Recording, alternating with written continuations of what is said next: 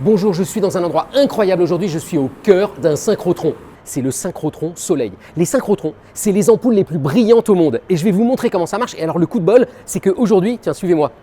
Aujourd'hui, il est fermé pour quelques jours et donc on va pouvoir aller au cœur de la machine pour voir comment ça marche. Et vous allez voir, c'est pas du tout ce que vous imaginez. Allez, suivez-moi. Alors là, on est au cœur de l'anneau de stockage. Venez voir, le truc, c'est incroyable.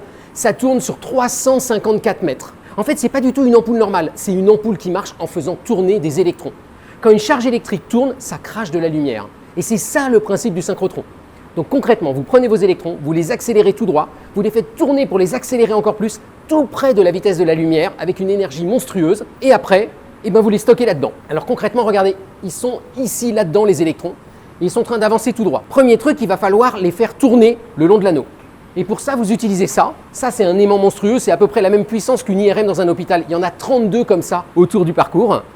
Et puis, vous allez régler le faisceau en permanence avec ces machins-là. Je ne sais pas si vous les voyez ici, les bobines. C'est des sextupoles, des quadrupoles, des tas de systèmes électriques pour bien ajuster votre faisceau. Donc, votre faisceau, il va tout droit, il tourne de temps en temps. Et venez voir, à cet endroit-là, c'est là le moment clé. Le faisceau d'électrons, il continue d'aller tout droit, mais il crache de la lumière. Et cette lumière, vous la récupérez dans ce tube-là. Et ce tube-là, vous l'envoyez tout droit par là-bas vers des laboratoires.